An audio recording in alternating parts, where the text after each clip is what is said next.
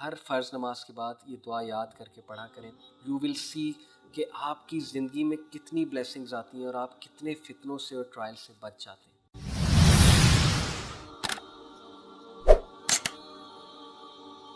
فتنہ کے بارے میں، ٹیسٹ اور ٹرائل کے بارے میں حذیفہ رضی اللہ عنہ کی ایک بڑی خوبصورت ہمیں حدیث ملتی ہے.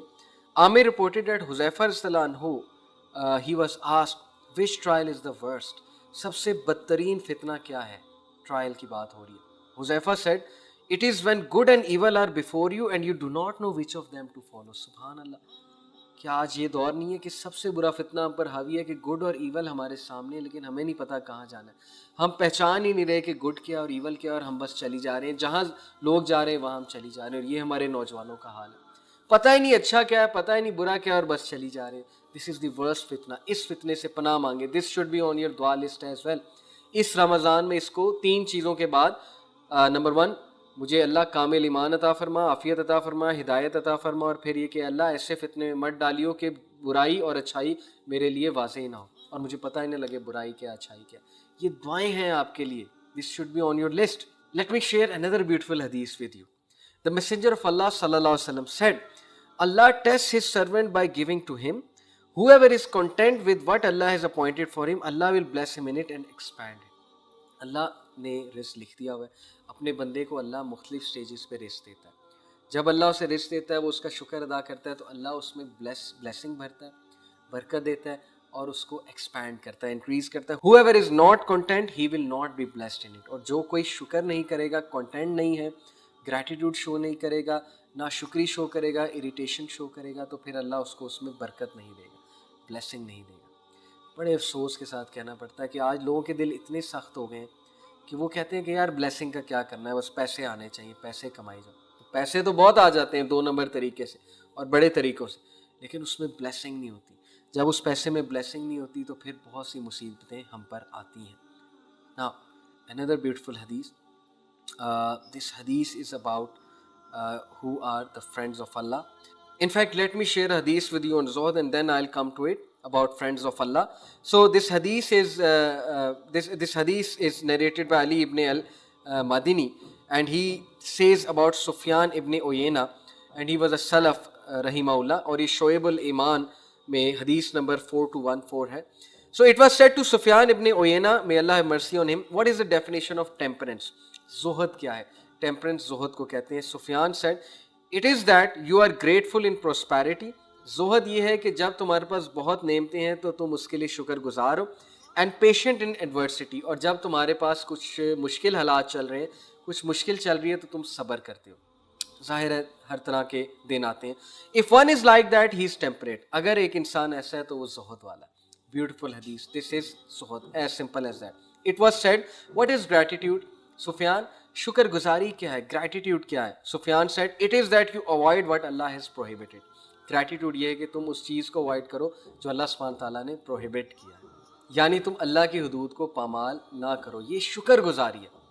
اللہ تعالیٰ نے کہا نا سورہ لقمان میں کہ، اور دیکھیں لقمان علیہ السلام کے بارے میں کہا وَلَقَدْ آتَيْنَا لُقْمَانَ الْحِكْمَةَ أَنِ اشْكُرْ لِلَّهِ، بے شک ہم نے لقمان پر حکمت نازل کی، سینگ أَنِ اشْكُرْ لِلَّهِ، اللہ کا شکر ادا کر. اور اللہ کا شکر یہاں سے پروو ہوتا ہے کہ اللہ کا شکر کیا ہے؟ It is through the actions, کہ حرام سے بچیے، اللہ کا شکر ادا کرنا ہے. اللہ کا شکر ادا کرنا یہ نہیں ہے کہ سارے حرام کام کر لیے اور ایٹ دی اینڈ سوتے ہوئے کہا یا اللہ تیرا شکر. یہ کوئی شکر کرنا نہیں. شکر ہے یہ کہ آپ وہ ایکشنز کریں جس سے پروو ہو رہا ہے کہ آپ اللہ کا شکر کرتے ہیں. Now another hadith, and inshallah this is going to be last one. Abu al-Hussein reported, Abu Usman al-Hiri, may Allah have mercy on him, said, companionship with Allah Almighty is to have good manners. یعنی اگر آپ اللہ کے ولی بننا چاہتے ہیں، اللہ کے companion بننا چاہتے ہیں تو اس کے سائنز یہ ہیں کہ you have good manners. Number 1, to always be reverent، یعنی آپ ریورنس شو کرتے ہیں، ہیوملٹی شو کرتے ہیں، بہت زیادہ شکر شو کرتے ہیں اللہ سبحانہ تعالیٰ کو. اینڈ ٹو بی مائنڈفل، اور آپ مائنڈفل ہیں، اگنور نہیں کر رہے ہیں، آپ جانتے ہیں کہ اللہ ہے، آپ اللہ سے ڈرتے ہیں، you are conscious of Allah. Companionship with the messenger of Allah sallallahu alaihi wasallam is to follow his sunnah and adhere to the outward rulings. سبحان اللہ. اگر آپ نبی صلی اللہ علیہ وسلم کا کمپینین بننا چاہتے ہیں تو پھر you have to follow his sunnah, that is the sign of companionship with him, and you adhere to the outward rulings. کتنی سنتے ہیں نبی اکرم صلی اللہ علیہ وسلم کی، سونے کے حوالے سے، کھانے کے حوالے سے، لوگوں کے ملنے کے حوالے سے، رات کو مسواک ہے, ٹھیک ہے, دن میں مسواک ہے, وضو کے حوالے سے, پانی پینے کے حوالے سے کتنی زیادہ سنتیں ہیں. So when you will follow it, that is a sign that you love Allah and his messenger and you are a companion of Rasul Allah.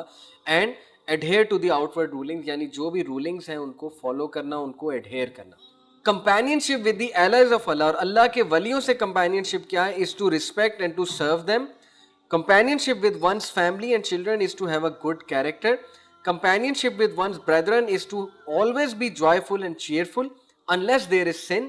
Yani you can enjoy, you can be cheerful with them unless there is sin, and to make them smile and to make them happy. Companionship with the foolish is to supplicate for them. Foolish لوگ, ignorant لوگ کے ساتھ companionship, best companionship یہ کہ آپ ان کے لیے دعا کریں. And to be merciful to them, اور ان پر رحم کریں کیونکہ they are foolish.